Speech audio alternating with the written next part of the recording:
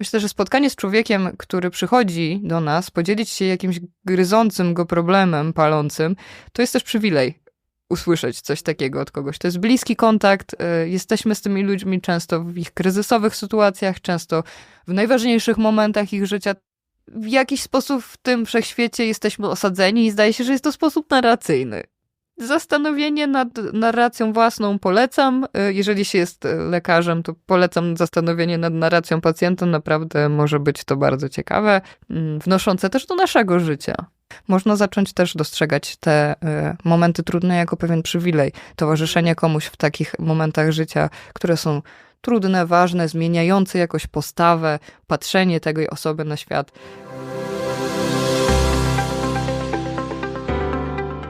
Zapraszamy do wysłuchania odcinków nowej serii podcastu Spotkania Biuletynu zatytułowanej Polonistyka zaangażowana.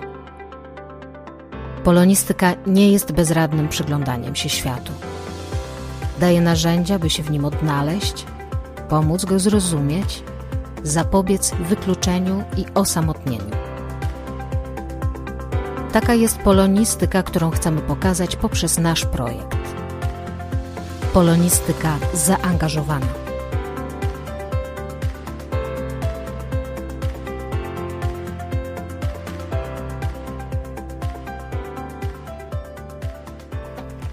Dzień dobry, Adrianno. Dzień dobry, Marto. Dziękuję Ci, że przyjęłaś zaproszenie do tej rozmowy o medycynie narracyjnej. Pozwól może, że najpierw przedstawię Ciebie naszym słuchaczom. Drodzy Państwo, pani Adrianna Beczek, lekarka, która ukończyła studia medyczne w Collegium Medicum Uniwersytetu Jagiellońskiego, ale jest także humanistką. Po studiach licencjackich z zakresu etnologii i antropologii kulturowej oraz po studiach magisterskich w ramach międzywydziałowych indywidualnych studiów humanistycznych UJ, trudna nazwa, długa i skomplikowana, więc jesteś, Adrianno, lekarką i humanistką jednocześnie. Od listopada 2021 roku jesteś też asystentką dydaktyczną w Studium Komunikacji Medycznej na Warszawskim Uniwersytecie Medycznym i obecnie jesteś w trakcie specjalizacji lekarskiej z psychiatrii. Tak. I właśnie na WUM-ie miałyśmy okazję się spotkać pierwszy raz i poznać przy okazji jednej z konferencji o komunikacji w medycynie. No, ale właśnie, co ważne, w 2019 roku uczestniczyłaś w warsztatach medycyny narracyjnej prowadzonych przez Ritę Sharon w Mediolanie, więc bliżej, nie trzeba było jechać, aż lecieć za ocean. Aż do Nowego Jorku, właśnie, tak. Właśnie. Tuż przed COVID-em w Mediolanie mieliśmy przyjemność, tuż przed wybuchem pandemii w Mediolanie spotkaliśmy się z Ritą Sharon. Wspaniała okazja, to o tym jeszcze porozmawiamy. Tak jest. I w ogóle od wielu lat jesteś zaangażowana w pracę nad metodologią medycyny narracyjnej. Konsultowałaś między innymi polskie wydanie ważnej książki Rity Sharon i jej zespołu, takiego podręcznika właściwie, Medycyna narracyjna, teoria i praktyka. Książka wydana po polsku w 2020 roku, przetłumaczona przez Marię Świątkowską i w ogóle powstała i jest opracowana przez Huberta Systka i Mateusza Potońca. Tak, i tam konsultowałaś część tej Rozdział pracy. o antropologii kulturowej, dotyczący antropologii kulturowej. No, czyli tego, na czym się znasz. Adrianno, może coś byś dodała od siebie do tego wykazu pewnych faktów biograficznych? Bardzo dziękuję za zaproszenie do rozmowy. Mam nadzieję, że jakoś też moja perspektywa trochę zahaczająca o klinikę, bo nie powiem, żeby to była jakaś wielka, głęboka praktyka kliniczna medycyny narracyjnej, może dodać coś do rozumienia tego tematu i do dyskusji o temacie, który się odbywa, mam wrażenie, teraz w Polsce.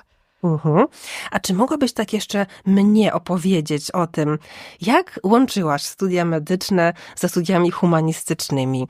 Bo wydaje mi się, że to jest niezwykle trudne. Studia medyczne wydają się takimi bardzo angażującymi, a tutaj jakby równolegle, tak, i etnografia, antropologia i jeszcze ten misch. Jak to wszystko udało ci się zrobić i w ogóle skąd ten pomysł, żeby te dwie ścieżki splatać ze sobą? Jak to zrobiłam? Było trudno, nie powiem, żeby było to łatwe zadanie i też wspominam ten okres jako trudny, ale możliwy tylko i wyłącznie dzięki dobrej woli i zaangażowaniu wielu moich wykładowców i asystentów. Może to jest dobra platforma, żeby w ogóle podziękować za to, że ja to pamiętam to i bardzo doceniam, że zostało mi to umożliwione w ramach indywidualnych planów studiów i możliwości zaliczeń w różnych terminach, więc wiele osób, które jakoś rozumiały moją misję, było w to zaangażowane zaangażowanych i umożliwiło mi to w ramach studiów na UJ-cie. Ja też nie chcę tutaj stwarzać jakiejś takiej fałszywej legendy, bo studiowałam dłużej przez to, że studiowałam te 2 kierunki, bo łączyłam te 2 kierunki w ramach urlopów. Na jednym kierunku, na drugim, właśnie indywidualnych planów i w ten sposób mi się to udało. Ostatni rok swoich studiów, czyli studia magisterskie w ramach tych międzywydziałowych studiów humanistycznych robiłam już pracując jako lekarka w areszcie śledczym w Krakowie. Także pracowałam w areszcie w takim wymiarze godzin, które pozwalały mi również na studiowanie kilka ulic dalej, kończenie studiów magisterskich, potem obronę pracy magisterskiej. Skąd pomysł na takie połączenie? No niestety chyba nie da się tego inaczej powiedzieć niż z rozczarowania medycyną i tym, w jaki sposób ona wygląda. Nie pochodzę z lekarskiej rodziny. Taki kontakt z takim mięsem medycznym miałam pierwszy raz dopiero na studiach na 3. roku, kiedy zaczynają się zajęcia kliniczne. Pierwsze 2 lata, niegdyś 3, obecnie chyba 2 lata. To są takie zajęcia teoretyczne, bardziej jak na uniwersytecie. Bez kontaktu z pacjentem. Bez kontaktu z pacjentem, tak. Jest najpierw wszystkie te 4 podstawowe nauki, potem jeszcze się kontynuuje w ramach właśnie takich zajęć seminaryjno-wykładowych, a od 3. roku zaczęły się nauki kliniczne, czyli takie nauczanie medycyny, gdzie jest asystent, zajęcia się ma w mniejszych grupach z asystentem, za tym asystentem się chodzi, obserwuje się jego pracę, on tłumaczy, dlaczego robi tak, a nie inaczej, to już są bardziej bardzo praktyczne zajęcia. No i jak te zajęcia się rozpoczęły, to jakoś tak byłam przytłoczona tym, w jaki sposób to wygląda. Nie bardzo mi się to podobało i nawet miałam pomysł, żeby zrezygnować w ogóle z medycyny i przerzucić się na jakiś inny kierunek. Wtedy zaczęłam studiować antropologię kulturową.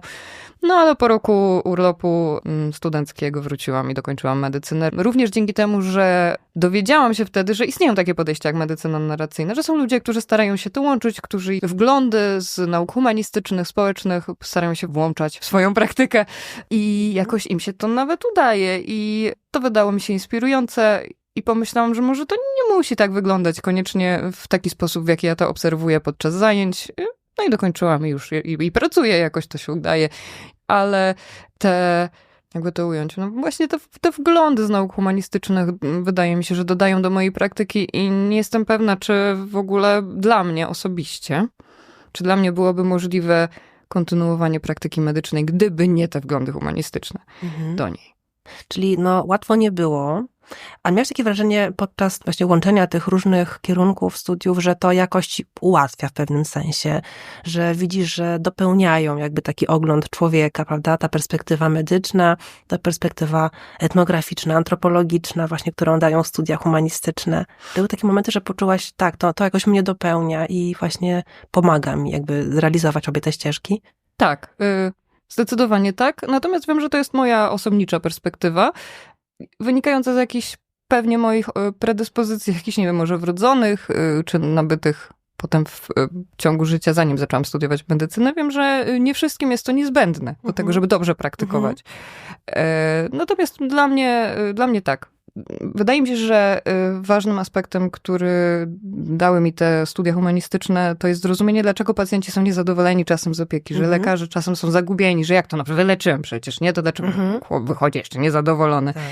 Dzięki tematom omawianym, na przykład podczas zajęć z antropologii kulturowej, rozumienie jakichś procesów społecznych, czy właśnie kulturowego postrzegania medycyny, może jakoś łatwiej było mi to zrozumieć.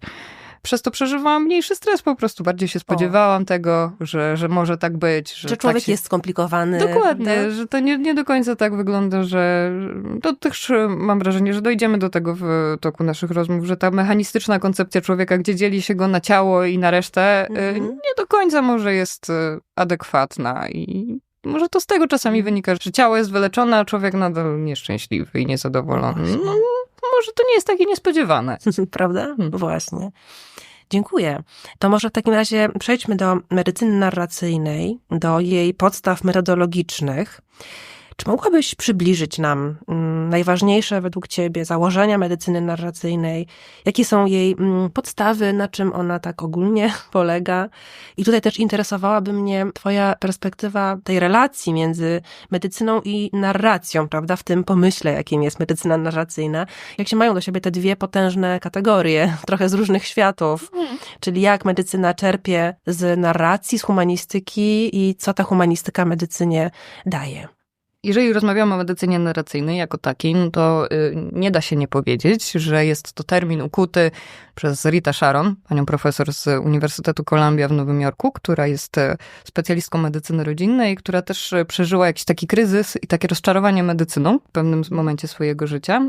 Rozpoczęła studia z zakresu literaturoznawstwa i zauważyła właśnie punktystyku, że tam, gdzie medycyna nie domaga w pewnych aspektach, no to może można by tą lukę wypełnić właśnie tym literaturoznawstwem. No, to też widać w jej praktyce, to jest dla mnie na przykład ciekawe, że ona właśnie w taki literaturoznawczy sposób podchodzi do tematu od strony humanistycznej. Ja widzę trochę różnicę w swoim podejściu, bo już antropologia kulturowa już jest trochę inna od literaturoznawstwa, mimo że to grono jakby tych samych też nauk, podobnych, może nie tych samych, może to potwarz jakaś, że tych samych, ale podobnych, a jednak jej ten kontekst humanistyczny jest trochę inny i z tych warsztatów z nią, które były w Mediolanie, wyniosłam takie wrażenie, że ona też to rozumie, że widzi, że ludzie z różnych stron podchodzący do humanistyki też wnoszą różne swoje To też jest wartość połączenia tych różnych perspektyw. Mam nadzieję, że tak. Myślę, że w taki sposób też to widzimy. Ona w ten sposób podeszła do tematu i zaczęła te luki wypełniać tym literaturoznawstwem, metodami zaczerpniętymi ze swoich studiów literaturoznawczych. No i to się jakoś tak zaczęło ugruntowywać jako ta medycyna narracyjna. Też słyszałam taką anegdotę, że ona ten termin wymyśliła, bo musiała w jakiś wniosek o grant wpisać coś. Więc na szybko wymyśliła ten termin i to tak zostało. No i to się działo nam pod koniec poprzedniego wieku, a na początku XXI wieku to już metodologia zaczęła być taka bardziej ugruntowana, więcej badaczy zaczęło nad tym pracować, zaczęto spisywać właśnie, a propos narracji, pisania, rozumienia, zaczęto spisywać te takie zgrubne zasady. Ten zespół, z tego co wiem, podkreśla też to, że te zasady nie są sztywne i ustalone na zawsze i na amen, tylko one ciągle podlegają jakimś wpływom, modyfikacjom, w zależności od tego. Jak się świat zmienia, nie? Dokładnie, jak się zmienia świat, ale też oni obserwują, w jaki sposób te zasady kształtują ich praktykę narracyjną i ta praktyka wraca w te zasady, więc to nie jest jakiś zespół sztywnych przykazań. To raczej zbiór wskazówek. Mam wrażenie, że też przez to, że Rita Sharon wywodzi się z literaturoznawstwa, to metodologia medycyny narracyjnej bardzo czerpie z literaturoznawstwa właśnie i takim aspektem, który chyba najbardziej jest podkreślany w tej metodologii, to jest uważne czytanie. Uważne czytanie, też związane z uważnym słuchaniem, czyli taka praktyka z literaturoznawstwa, która polega na tym, że do każdego słowa, każdego zdania się przywiązuje bardzo dużą wagę, dyskutuje się jego kontekst, efekt, jaki wywiera potem na całości komunikatu i ta praktyka uważnego czytania potem jest przekładana na praktykę uważnego słuchania z pacjenta w gabinecie.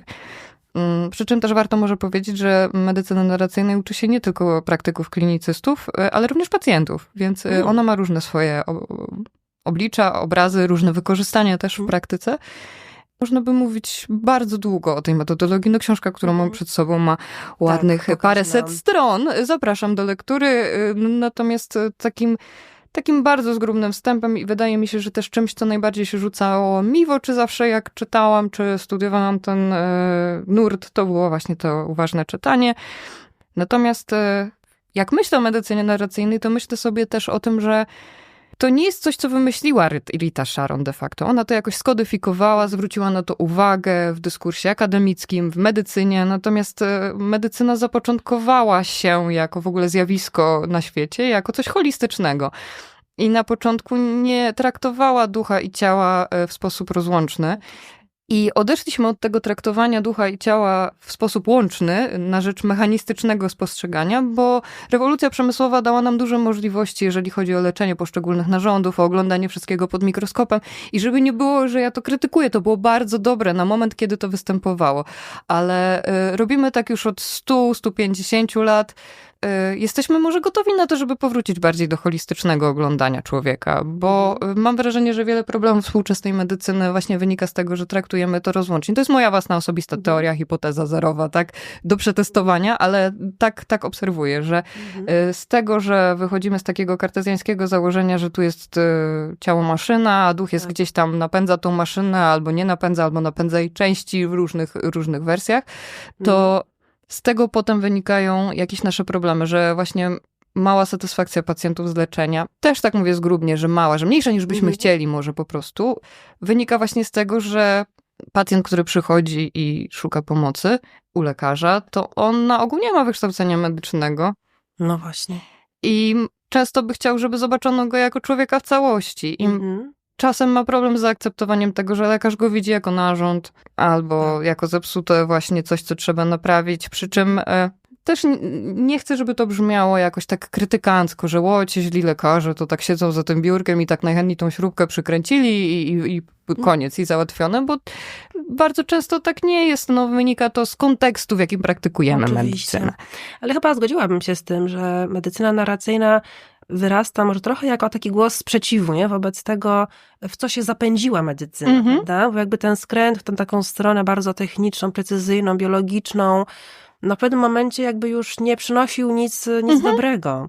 Też słyszałam takie komentarze osób, takich profesorów już, prawda, doświadczonych, którzy poznają medycynę narracyjną i mówią, to nic nowego, prawda? No otóż to, bo to nie jest nic nowego, jeżeli tak spojrzy się na taką istotę rzeczy, nie? Ale być może to musiało właśnie zdobyć jakąś nazwę, to musiało zdobyć jakieś ramy formalne, prawda?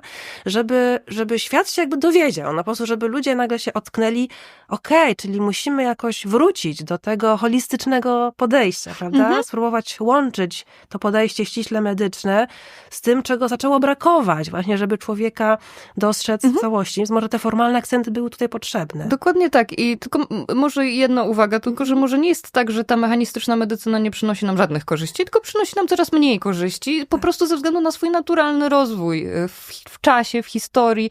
I mam wrażenie, że jest coraz więcej miejsca na to, żeby uzupełniać ją coraz bardziej tym powrotem do korzeni, bo nam się ten holizm czasami, jak się powie przy studentach medycyny albo przy praktykach medycyny, to budzi popłoch, bo się kojarzy z medycyną tą tak zwaną alternatywną. Właśnie, tak. Lecznictwa niemedycznego. Lecznictwo niemedyczne. Popularność lecznictwa niemedycznego być może związana jest właśnie z zaniedbywaniem przez medycynę opartą na faktach. Oparte na faktach zdaje się jest też to, że dobra komunikacja i dobry kontakt z pacjentem też jest fajne i dodaje do dobrych efektów leczenia. Tak, i że ta popularność tych praktyk niemedycznych właśnie wywodzi się z tego, że za bardzo może się skupiamy na tym, żeby działać na poszczególne receptory i operować i działać na narządy, a mniej na tym, żeby zobaczyć właśnie człowieka w kontekście jego problemu, z tego, z czym przychodzi, że też ten problem jest warunkowany może stylem życia, a może jakimiś relacjami, że odpowiedź na leczenie też jest warunkowana przecież całym szeregiem czynników. Są też choroby w ogóle psychosomatyczne, to w ogóle całkiem inna, całkiem też oddzielna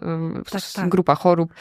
Więc uspokoimy wszystkich. Medycyna narracyjna nie jest jakąś oderwaną, nową w ogóle medycyną, prawda? Tylko jakimś takim podejściem, które pozwala uzupełnić to evidence-based medicine, prawda?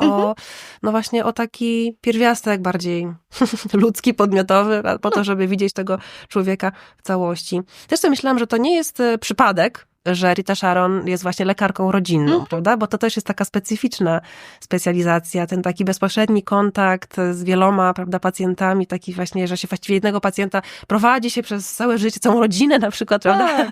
I się słyszy te historie, prawda, z którymi człowiek przychodzi. No nie wyobrażam sobie, żeby jakiś chirurg ortopeda, prawda, nagle stwierdził, że brakuje mu humanistyki w kontakcie z pacjentami. Dobrze, że się tak stało. Faktycznie wydaje mi się, że sama natura takiej specjalizacji może dawać mniej przestrzeni na narrację, ale z kolei taki chirurg ortopeda, to może on bardziej dla siebie mógłby taką medycynę narracyjną wziąć.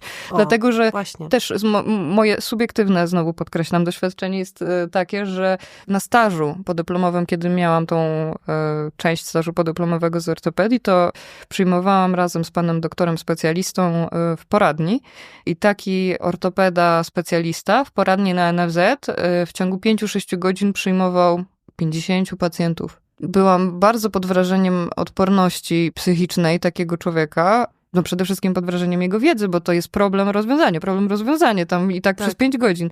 Natomiast też odporności psychicznej takiej osoby, bo ja po takim dniu pracy, jako taki ktoś dodatkowy, kto tam coś, nie wiem, zbada albo wpisze do komputera, czułam się, jakby mnie kombajn przejechał.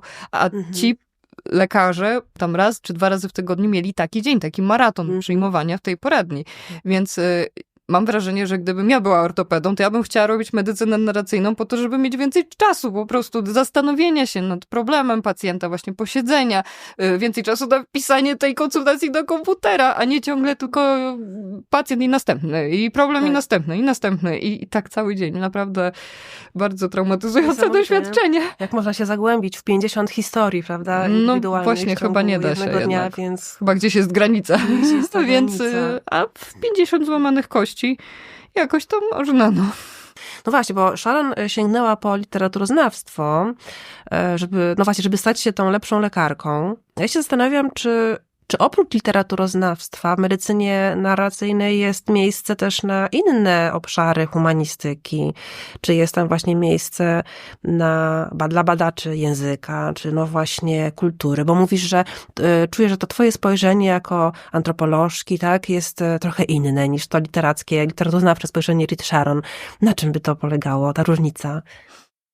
Nawet w podręczniku do medycyny narracyjnej są rozdziały poświęcone poszczególnym działom medycyny. Jest dział poświęcony literaturoznawstwu, filozofii i właśnie też antropologii kulturowej, cały dział. Myślę, że taki udział antropologii kulturowej w medycynie narracyjnej przede wszystkim uwidacznia się w badaniu praktyk ucieleśnienia, różnych zjawisk społecznych, ujęcie takie bardziej społeczne, pewnych zjawisk zdrowotnych, bo też to fakt, że Rita Sharon jest lekarką medycyny rodzinnej, to jest jedno, ale też fakt, że ona funkcjonuje w kontekście amerykańskim, gdzie ochrona zdrowia nie jest finansowana ze środków publicznych.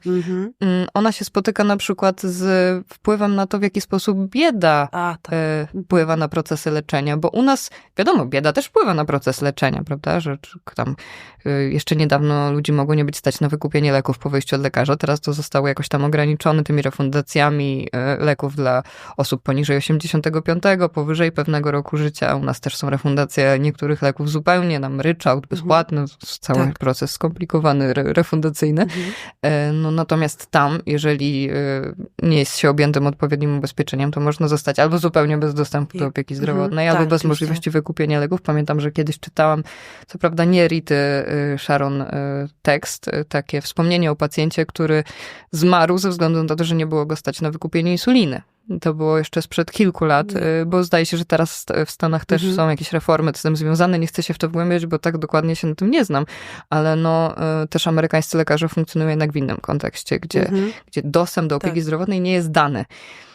Nie zakłada się, że jest to dla każdego, że ma to być dla każdego równo dostępne. Więc to też są takie problemy społeczne, z którymi boryka się antropologia. Problem nierówności, bardzo szeroko podnoszony. I też obserwacja uczestnicząca. Czyli choćby to, co mówiłam o zasadach, które sformułowano, dotyczących tego, w jaki sposób należy medycynę narracyjną rozumieć, praktykować, to ta taka zasada wzajemności, tego feedbacku, że my formujemy zasady, patrzymy, jak działają w naszej praktyce, potem wracamy do tych zasad, reformułujemy je, no to też bierze z metodologii antropologii kulturowej, którą jest sztandarową metodą, jest obserwacja uczestnicząca, gdzie się wchodzi w dane środowisko, doświadcza się tego, w jaki sposób dana grupa społeczna funkcjonuje. Na podstawie własnych doświadczeń potem się coś tam tworzy, pisze, działa na temat tego, czego się doświadczyło. No to też wybrzmiewa w medycynie narracyjnej. No to tyle mogę powiedzieć na przykład o swojej działce, antropologii kulturowej, ale też wpływy filozofii, czyli też to, o czym mówiłam, czyli ten dualizm kartezjański, nieszczęsny, na który ja jestem tak strasznie napięta. To z kolei badanie podejść filozoficznych do tego, w jaki sposób kształtowała się praktyka medyczna, no bo przecież powiedzmy też sobie wprost, że każde zastanowienie nad światem swój początek ma w filozofii, tak? Więc medycyna też ma początek w filozofii, bo jest nauką po prostu z tego prostego powodu. No i podejścia filozoficzne też kształtują sposób, w jaki rozwija się dana nauka na danym terenie, no bo my też mamy do czynienia z taką medycyną, która rozwinęła się tu w Europie z jakichś tam względów społecznych, kulturowych również. Mnie oczywiście jako osoba od języka cieszą wszystkie fragmenty, gdzie się coś o językoznawstwie pojawia, aczkolwiek tego dużo nie ma. Ucieszyłam się oczywiście, że jest mowa o metaforze konceptualnej, metaforze pojęciowej i tak dalej, trochę może poetyki kognitywnej, więc jakby takie obszary bardzo w sumie nie w niewielkim stopniu reprezentujące dorobek językoznawstwa, ale tak sobie myślę, może też specyfika studiów, które odbyła Rita Sharon, prawda? I też tego, że Stany Zjednoczone są zdominowane przez inne językoznawstwo, właśnie takie może mniej kognitywistyczne. Aha, no to raczej w Europie bardziej się to przyjęło, więc tak sobie sama na to odpowiedziałam.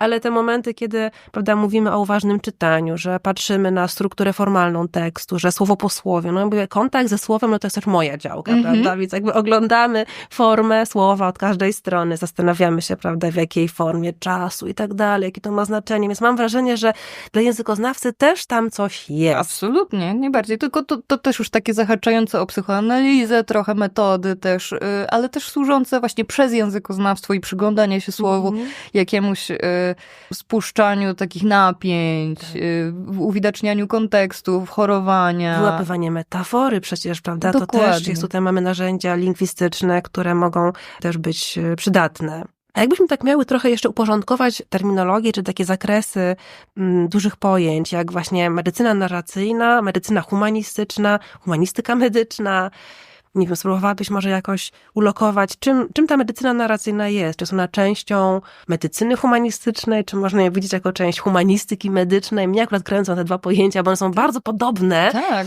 ale jednak na inne rzeczy kładą akcenty, nie? Medycyna humanistyczna, sobie tak ją rozumiem, to jest taka właśnie medycyna, która nagle się ocknęła i mówi, nie, czegoś nam tutaj brakuje, prawda? Chcemy dopełnić jakby swoją praktykę jakimiś komponentami humanistycznymi i wydaje mi się, że właśnie z tego się wyłoniła medycyna narracyjna, nie? Ale oprócz tego mamy też ten obszar wielki, któremu poświęcony jest właśnie nasz projekt, czyli ta cała humanistyka medyczna, nie? I to jest jakby tak trochę z innej strony, nie? Patrzymy z perspektywy raczej humanistyki na problemy medyczne. Ty masz dostęp do obu tych perspektyw, to jak byś to widziała? Mam nadzieję, że mam. Powiem od razu, że to nie jest mój konik, te rozróżnienia właśnie, bo dla mnie to są pojęcia, które bardzo zachodzą na siebie i mają dużo wspólnych elementów. Nie wiem, czy dobrze to postrzegam, to powiem od razu. Medycyna narracyjna to już sformalizowane pojęcie wprowadzone przez Rita Sharon, studiowane na Kolumbii, z którego można zrobić magisterium, studia podyplomowe, z którego prowadzone są kursy w danym nurcie właśnie w Polsce, we Włoszech, w różnych miejscach na świecie, które czerpią z praktyki Rity Sharon, inspirują się tym, co się robi na Kolumbii. Medycyna humanistyczna to jest szersze pojęcie, w którym mam wrażenie zawiera się medycyna narracyjna. Medycyna humanistyczna, tak jak już powiedziałaś, to są te praktyki medyczne, które skierowały spojrzenie na humanistykę ze względu na poczucie jakiegoś niedoboru. To psychiatria tutaj jest specyficznym przykładem, no ale cały Kępiński, prawda? Tak. To jest medycyna, psychiatria humanistyczna, która spogląda na konteksty społeczne, kulturowe, na pacjenta. Pragnie widzieć pacjenta w sposób całościowy, nie tylko biologiczny, to są takie próby, ale też Władysław Biegański, który był lekarzem internistą, bodaj zakaźnikiem jeszcze i filozofem też, który też się zastanawiał nad tym, co wglądy filozoficzne mogą dać medycynie jako nauce, po prostu jako nauce ścisłej, tylko brał z filozofii jakieś zastanowienia, ukontekstowienia praktyki ścisłej, praktyki lekarskiej, badawczej. To jest Biegański, to Szczeklik, prawda? Tak. Też medycyna humanistyczna, mimo że też naukowiec związany z naukami ścisłymi bardzo mocno, no bo też podejmował badania nad prostacykliną na katedrze farmakologii, czyli ścisła ścisłość. Ścisła ścisłość, tak. A mimo to duże zastanowienie jego budziły też konteksty życiowe swoich pacjentów. To był znany przecież z tego, że się interesował, tam założył całą tą klinikę, która mieściła się niegdyś przy ulicy Skawińskiej, gdzie prowadził pacjentów pulmonologicznych, tylko na swój taki bardziej humanistyczny sposób. Miał tam ten swój fortepian, na którym podobno grał. Ja niestety nie poznałam profesora Szczeklika ze względu na to, że zmarł kilka miesięcy przed tym, jak danym było zacząć studia w Krakowie, ale no jego spuścizna żyje zdecydowanie. Tak. No i to są te konteksty medycyny humanistycznej. No i humanistyka medyczna, czyli też jakby można w taki bardzo prosty sposób powiedzieć, no to pisanie o medycynie i o chorowaniu. O właśnie. Tak. Więc zastanowienia tego, w jaki sposób używamy właśnie języka w medycynie. Czy mówimy chirurg, czy pani chirurg, czy chirurżka, czy chirurgini, czy w jaki sposób to usytuowujemy, bo to też przecież współgra jakoś na przykład z inicjatywą Polki w medycynie.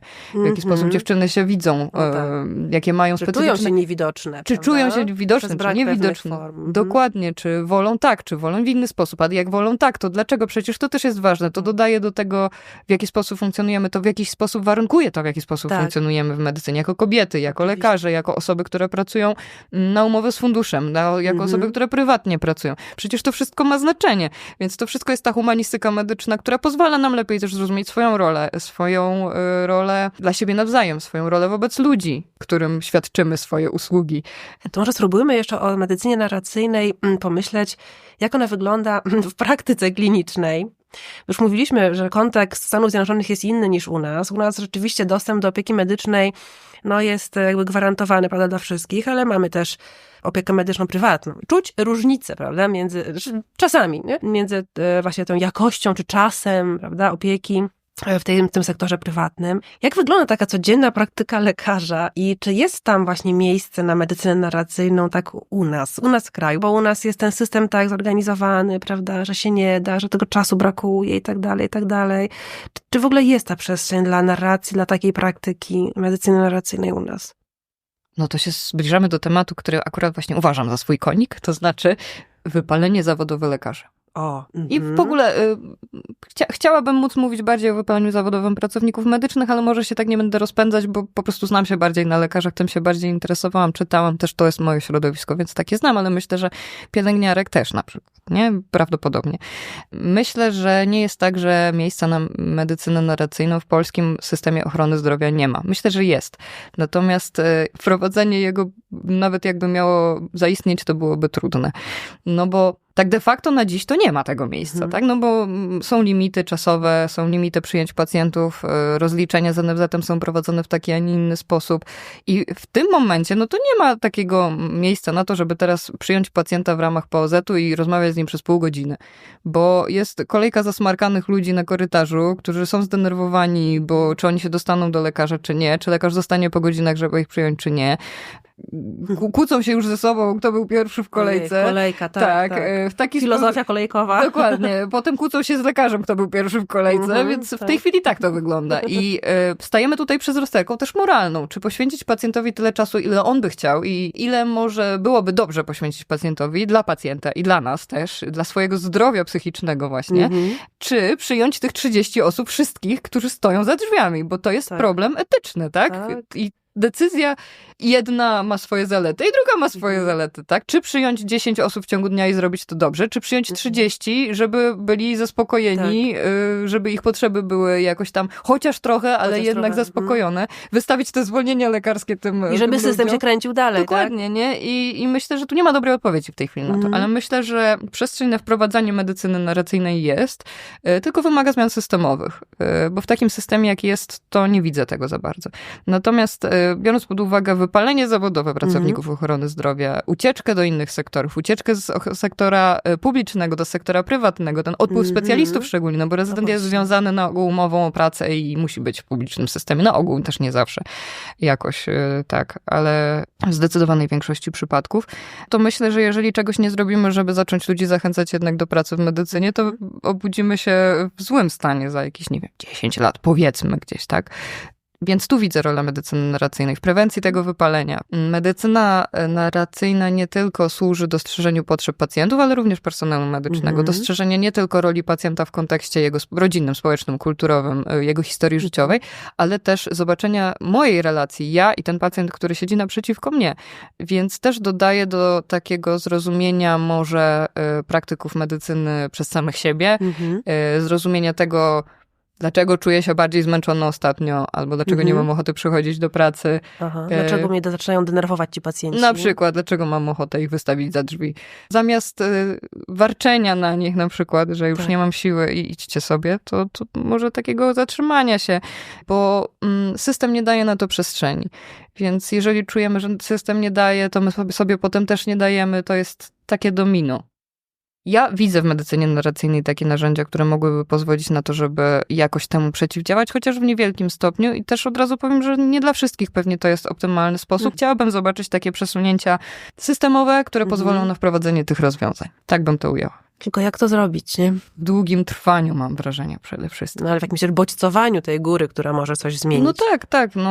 Jako środowisko lekarskie podnosimy wiele problemów. Ten problem wypalenia jest jednym z nich. Nikt jeszcze nie proponuje medycyny narracyjnej jako takiej, używając tego sformułowania. Na przykład podnoszony jest bardzo często problem dokumentacji. I mam wrażenie, że my, mówiąc o tym, że mamy obowiązek uzupełniania dokumentacji, który nam zajmuje więcej czasu i nie mamy czasu na pacjenta, bo musimy patrzeć w papiery, to my mówimy właśnie o tym braku czasu na zrozumienie siebie bardziej w tej relacji. A praktyka medycyny narracyjnej zakłada w jakimś tam miejscu, że lekarz może sobie robić te swoje notatki równoległe, prawda? Tak. Więc jeszcze jak pomyśli, gdzie jeszcze mam wcisnąć, prawda, w tę wizytę czas na zrobienie notatki równoległej. Tak, i też mam wrażenie, że czasami jak rozmawiam z lekarzami o medycynie narracyjnej, to oni się trochę ze mnie podśmiechują. Właśnie mówią, gdzie ja mam jeszcze robić uważnościowe notatki? Tak. Ale może też jest to dobry moment, żeby powiedzieć, że to nie o to mi chodzi, żeby jeszcze w tych 7 minutach wcisnąć to, bo to by było straszne, myślę. Tylko żeby zmienić system tak, żeby było trochę chociaż więcej miejsca na to. Ale żeby zacząć praktykować, no to trzeba się nauczyć, nie? I właśnie może o tych warsztatach z medycyny narracyjnej byśmy chwilę pomówiły. No bo właśnie, to niesamowite, że byłaś na takim warsztacie. Proszę, opowiedz mnie i nam wszystkim, jak to w ogóle wygląda, nie? Jak przebiegają takie warsztaty, ile to trwa? Czy to jest 1 dzień, 2 godziny, może jakiś 2-dniowy zjazd? I co się robi podczas nich? To, że byliśmy wraz z redaktorami książki, z Hubertem i z Mateuszem na takich warsztatach w Mediolanie, to raz, ale potem Mateusz i Hubert prowadzili też taką grupę roboczą, gdzie prowadziliśmy własne prace nad tym, w jaki sposób to ogarnąć. Te warsztaty z Ritą były takim naszym wzorcem, ale też czerpiąc z praktyki medycyny narracyjnej, też te obserwację uczestniczącą tych warsztatów prowadziliśmy w ramach własnej grupy roboczej, też z ludźmi zaangażowanymi w tą praktykę i w rozpowszechnianie tego podejścia w Krakowie. Natomiast jeśli chodzi o Ritę, wtedy profesor Sharon miała taką fazę na omawianie dzieł sztuki i prowadziła takich kilka pod rząd warsztatów, gdzie właśnie obrazy się omawiały. Skupialiśmy się na obrazach, więc dzieliliśmy się swoimi spostrzeżeniami, odczuciami na temat obrazu. Potem pisaliśmy krótki tekst związany z obrazem. Osoby, które chciały przeczytać tekst, miały taką okazję. Było to pisanie kreatywne? Tak. Miały szansę się podzielić tym swoim tekstem. Ci, którzy nie mieli ochoty, nie musieli też. Pani profesor dawała własne uwagi, uczestnicy też mogli się dzielić, ale właśnie robiliśmy uważne czytanie dzieła sztuki. Malarskiej. Więc też się da. Też z Mateuszem i Hubertem raz pochylaliśmy się nad dziełem sztuki muzycznej, więc różne formy przybiera to uważne czytanie. Nie tylko, prawda, teksty literackie, jak się okazuje. Teksty kultury, szerzej rozumiane się właśnie i obrazy, i utwory muzyczne, i jakieś, nie wiem, przedstawienia teatralne też można tutaj prawdopodobnie tak, aczkolwiek nie znam z własnej... Fotografie może, no jakieś takie, prawda, inne kody. Bo to chodzi właśnie o tą metodologię takiego uważności zaczerpniętą z literaturoznawstwa, ale również z takiej praktyki mindfulness. Te krakowskie spotkania medycyny narracyjnej zaczynaliśmy właśnie od krótkiej praktyki uważności. Właśnie takiej stricte mindfulnessowej praktyki uważności. W Polsce, gdzie można się dostać na taki warsztat medycyny narracyjnej, czy może właśnie na te spotkania narracyjne? Kraków, no oczywiście tutaj jest, prawda, takim miejscem. To jest koło humanistyki medycznej, tak? Przy UJ. W tej chwili nazywa się już Laboratorium Humanistyki Medycznej, tak, bo ze względu na to, że pokończyliśmy studia i przestaliśmy być kołem. Tak. Ale idea trwa, nie? Idea trwa, tak. W Lęczach pod Krakowem będzie spotkanie takie 3-dniowe, kilka sesji narracyjnych. Też zdaje się, że skupiające osoby, które już jakoś pracują nad tym. Nie jest to kryterium, tylko tak po prostu to jakoś wychodzi, że te osoby, które tam jakoś są skupione wokół pracy nad metodologią i jakimś takim uściślaniem tej metodologii, to tak jakoś się tak spotykają. Nie jesteśmy na pewno jedynym takim kołem. Jest jakieś źródło, gdzie można dowiedzieć się o takich wydarzeniach planowanych? Jest. Na Facebooku może, czy... Zdaje się, że jest strona medycyna narracyjna, chyba .pl po prostu. I jest też strona Laboratorium Humanistyki Medycznej właśnie tej krakowskiej. też nasze studium komunikacji medycznej czasami się zajmuje takimi rzeczami, ale rzadziej. To okazjonalnie, ale w ogóle zapraszamy do kontaktu osobistego z nami, no bo to nie znaczy, że to nie dzieje się i nie odbywa się, tylko... Trzeba powiedzieć, to się zorganizuje. Dokładnie tak. My trwamy i jesteśmy cały czas w tym temacie, więc można się po prostu z nami bezpośrednio kontaktować na różnych... I zwołać takie zebranie. Takie spotkania, na przykład z Ritą Sharon, to były 2 takie godzinne spotkania z przerwą. Czego nie trzeba jechać na studia magisterskie. Nie. Można szukać też u nas w kraju takich miejsc. Zdecydowanie tak. Ale też nie trzeba nawet jechać za ocean, bo też część kursów prowadzonych przez Columbię odbywa się online. I można się na taki kurs zapisać i wziąć udział w spotkaniach z założycielami tego nurtu. Dużo się dzieje w Szwecji też, nie? Tak jak mówiłaś, nie? Czy w Niemczech, podejrzewam, że w Europie Zachodniej. We Włoszech, tak. We Włoszech jest silna grupa skupiona wokół też adeptów. Może pomalutku przejdzie i bardziej na wschód i tutaj nas obejmie też w coraz większym stopniu. Tak jeszcze tutaj na koniec może do dydaktyki wróćmy. W studium komunikacji medycznej uczycie przyszłych, prawda, medyków, bo macie takie przedmioty właśnie skupione wokół komunikacji z pacjentem. Czy w tym programie nauczania, nie wiem, udaje wam się jakoś przemycić elementy medycyny narracyjnej? Czy w ogóle jest miejsce na to, żeby takie elementy tej narracyjności włączać do kształcenia kompetencji komunikacyjnych? Wydaje się, że to się dałoby zrobić, nie? Myślę, że w ogóle ucząc komunikacji zahaczamy o medycynę narracyjną siłą rzeczy, bo to są powiązane ze sobą tematy i część tych zagadnień zachodzi na siebie. W ramach studium uczymy kompetencji komunikacyjnych, takich właśnie... Powiedziałabym, że to jest evidence-based medicine, bo bardzo się opieramy na tym, w jaki sposób, na tym, co badania pokazują, że jest korzystne. Badania jednoznacznie wykazują, że dobre kompetencje komunikacyjne są korzystne w praktyce. To chodzi nie tylko o kompetencje komunikacji z pacjentami, ale również między współpracownikami. Medycyna się specjalizuje, rozrasta, coraz więcej konsultacji się zleca, coraz więcej konsultacji się odbywa. Coraz więcej głosów, dokładnie, prawda, różnych. Żeby dobrze się opiekować pacjentem, zdaje się, że musimy już w tej chwili pracować w zespole, że nie da się, żeby jeden lekarz prowadził, leczył pacjenta. Tak. Nawet w konsultacji w SOR-ze czasem kilka innych konsultacji specjalistycznych się odbywa. Więc uczymy takich kompetencji ściśle komunikacyjnych, no ale przecież dobra komunikacja wymaga jakiegoś zastanowienia nad tym... Nad tym drugim. Tak, nad uczestnikiem tej komunikacji, co najmniej jednym. I nad tym, co w jakim świetle ja się prezentuję, wysyłając dany komunikat, więc jest to, myślę, ściśle powiązane ze sobą. Jeżeli by chcieć rozwijać metodologię medycyny narracyjnej, to komunikacja jest świetną bazą i tą bazę mamy, bo jest studium komunikacji przy Uniwersytecie Medycznym Warszawskim. Komunikacji uczy się też bardzo intensywnie na Collegium Medicum na UJ-cie w ramach katedry dydaktyki też nauczania medycyny. A jeśli chodzi o ściśle nauczanie medycyny narracyjnej na uniwersytecie, to odbywały się zajęcia fakultatywne na UJ-cie chyba w zeszłym roku akademickim, wydaje mi się. Można się było zapisać i te zajęcia ruszyły. Natomiast ja 2 lata z rzędu proponowałam taki fakultet studentom kierunku lekarskiego w ramach Warszawskiego Uniwersytetu Medycznego i za każdym razem zapisywały się na nie 2 osoby. Także zainteresowanie nie jest zerowe, ale jest małe.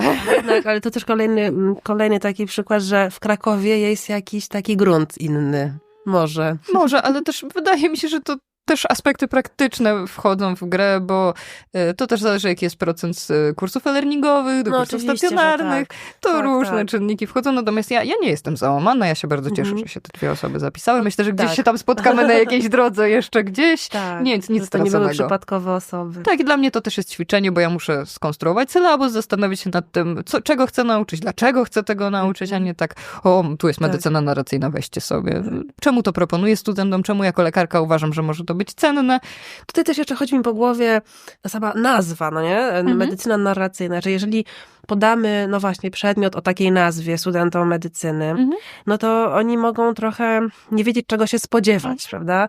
Osobny przedmiot o takiej nazwie, sam w sobie. Może nie jesteśmy jeszcze na to gotowi jako, nie wiem, społeczność, ale może udałoby się, prawda, te elementy właśnie powiązać, nie? Z kształceniem kompetencji komunikacyjnych właśnie, prawda? I włączać elementy medycyny narracyjnej jako takie, no właśnie, narzędzia jakieś wspierające, bo chyba poczucie, że dobrze się dogadywać jest warto, to jakby już u nas jest, prawda? Więc jakby gotowość do kształcenia komunikacyjnego jest i jakby w ten sposób można by jeszcze poszerzać horyzont, nie? I pokazywać, że są takie przestrzenie, jak na przykład medycyna narracyjna, które elegancko wspomagają nas komunikacyjnie przecież, nie? To wyrażenie ma w sobie tę narrację, która jest przez wiele osób traktowana, mylona z fikcją, prawda? Że właściwie co to medycyna, jakaś wymyślona medycyna? Co to jest, prawda? Było ciekawe. No właśnie. Ale nie pomyślałam o tym zupełnie, że faktycznie jest takie powiązanie, prawda? Że narracja kojarzy bo nam z się fikcją. narracja kojarzy nam się z fikcją literacką, prawda? Więc jakby co to? Nie mam czasu wysłuchiwać jakichś urojeń, prawda, pacjenta i tak dalej. Mi tu będzie gadał jakieś głupoty, a ja muszę odsiać, co jest prawdą, a co nie. To z takimi głosami też tam gdzieś się spotkałam, prawda? Więc krytycznych, nie? Takich jakby stawiających opór.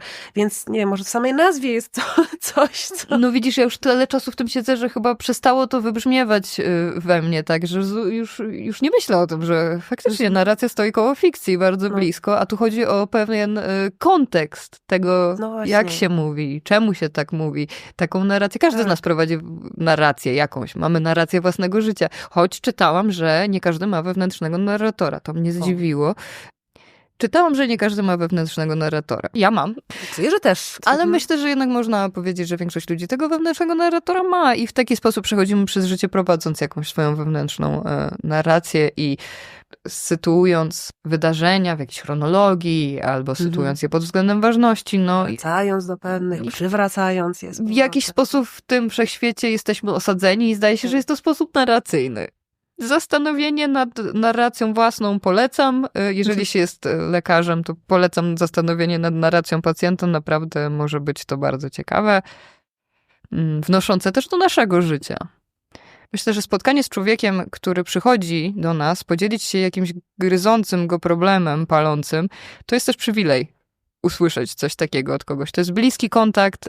Jesteśmy z tymi ludźmi często w ich kryzysowych sytuacjach, często w najważniejszych momentach ich życia, też w zależności od specjalizacji, myślę, ale wiele osób jest. Specjalista medycyny ratunkowej, jak ratuje kogoś po wypadku, to może być najbardziej ciążące na kimś wydarzenie całego jego życia.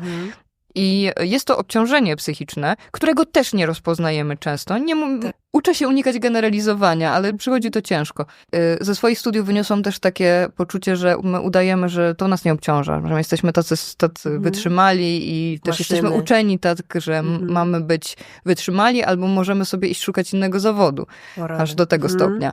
Może to się zmienia, być może, nie wiem. Mam wrażenie, że za moich czasów tak właśnie było. Myślę, że dużo osób się ze mną zgodzi. To może stwarzać pewną trudność, bo te trudne emocje, one nie znikają, tylko się raczej odkładają w większości osób.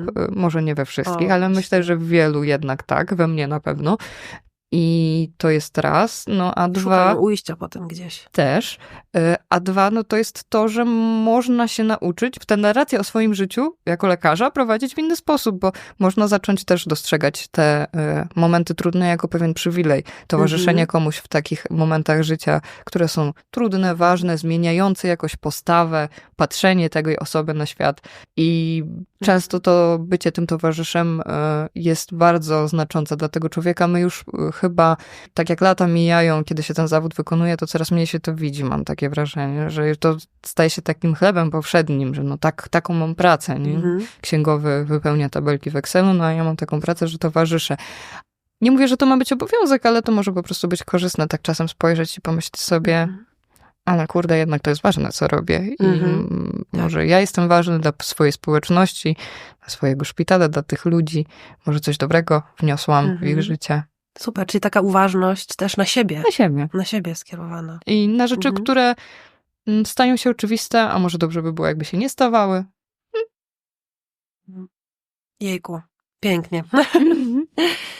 A myślisz, że medycyna narracyjna jest taką przestrzenią, w której humaniści mogą jakoś się odnaleźć, dać coś z siebie światu? Myślę, że w ogóle sam fakt, że to powstało, to jest dzięki temu, że ludzie prowadzą badania nad literaturą, nad kulturą, nad sztuką, nad muzyką. To dzięki wam, że tak powiem. No bo mówi się, że humanistyka, prawda, w kryzysie, prawda, że niepotrzebna społeczeństwu. A tu w tym projekcie chcemy też właśnie pokazać, że wcale tak nie jest, nie? I że humanistyka też podejmuje trudne tematy i może dać pewne narzędzia, inspiracje przedstawicielom bardziej przydatnych specjalizacji, prawda? Też nie chciałabym żeby działać wspólnie.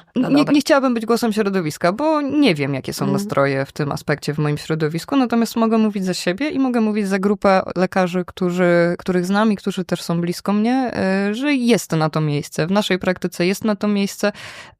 Ja na pewno widzę, że moje życie prywatne byłoby mniej wartościowe, gdybym nie trafiła nigdy na Wydział Historyczny i do Instytutu Etnologii i Antropologii Kulturowej. Myślę, że ucierpiałaby też na tym moja praktyka, bo moja praktyka, czy tego chcę, czy nie, wyrasta z tego, jaką jestem osobą. Praktyka medyczna, moja lekarska. Może jest to jakoś tam specyficzne, no bo ja specjalizuję się w psychiatrii. No to też w psychiatrii nie da się uciec od narracji, choćby się nie wiem jak chciało. W innych dziedzinach może można próbować. Więc jak najbardziej widzę to. Też osoby, które chcą się zajmować w ramach humanistyką medyczną, na pewno jest dla nich miejsce właśnie w medycynie narracyjnej w ramach sesji narracyjnych, czy to sesji prowadzonych na przykład dla pacjentów, gdzie może, jak na przykład lekarz nie ma czasu, żeby niektóre aspekty narracji ogarnąć, to może właśnie tu jest miejsce dla jakiegoś literaturoznawcy, językoznawcy. Są takie sesje dla pacjentów gdzieś w polskich szpitalach? W polskich szpitalach chyba nie ma, przynajmniej nic mi o tym nie wiadomo. Natomiast wiem, że za granicą są, że są organizowane. Tu właśnie w książce autorzy, którzy poświęcili swoją praktykę medycyny narracyjnej, piszą o tym, że takie sesje narracyjne są organizowane, na przykład bardzo są rozpowszechnione i też szczególnie doceniane na oddziałach onkologicznych, gdzie to leczenie jest długotrwałe, dotyczy sytuacji granicznej, życiowej, no zagrożenie śmiercią, tak? I tam ma to swoje miejsce. Myślę, że dla tych pacjentów może to być niezwykle ważne doświadczenie. Oczywiście. No a właśnie może nie we wszystkim musi brać udział lekarz. Nie, może to może być część jakiegoś takiego ogarnięcia, tak jak częścią zespołu terapeutycznego jest pielęgniarka, diagnosta laboratoryjna. Ja myślę, że to miejsce jest. No byłoby wspaniale, gdyby w takim zespole terapeutycznym byłoby też miejsce dla humanisty, filologa, który wszystkim, filozofa, tak. Ale czy to nie jest jakoś zasadnicze, że przecież z medycyną inherentnie związana jest etyka? No i to nie da się temu zaprzeczać. Co to jest etyka? Humanistyka w czystej postaci. No więc ludzie, którzy mówią, że jest to niepotrzebne, nie wiem. No właśnie, bo my tak myślimy o medycynie, że ona jest taka bardziej po stronie nauk ścisłych, ale przecież żadna chyba dziedzina tak bardzo nie tyka człowieka, prawda, i nie interesuje się nim jak medycyna właśnie. Tak? Więc w pewnym sensie to ona jest zanurzona w humanistyce.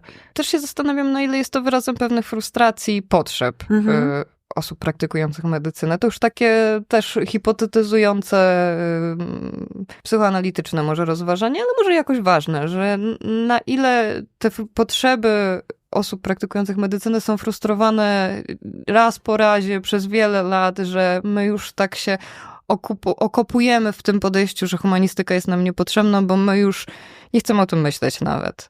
A może jakby to trochę rozluźnić, to może byłoby więcej miejsca.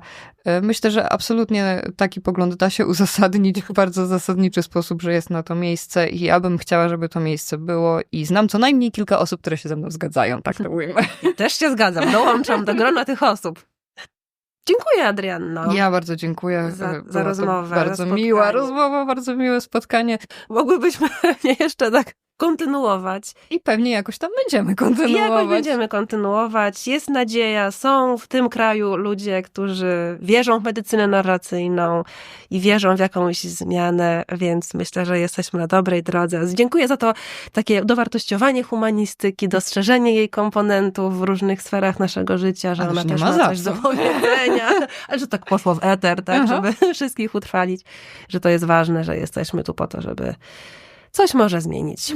Także dziękuję Ci raz jeszcze i do usłyszenia. Do usłyszenia. Serię podcastów Polonistyka zaangażowana zrealizowano w ramach projektu Polonistyka wobec wyzwań współczesnego świata. Dofinansowano ze środków budżetu państwa w ramach programu Ministra Edukacji i Nauki pod nazwą Nauka dla Społeczeństwa 2. Numer projektu podano w opisie. Zapraszamy do wysłuchania kolejnych odcinków dostępnych na platformach Spreaker, Spotify i YouTube oraz w internetowym biuletynie polonistycznym. Do usłyszenia.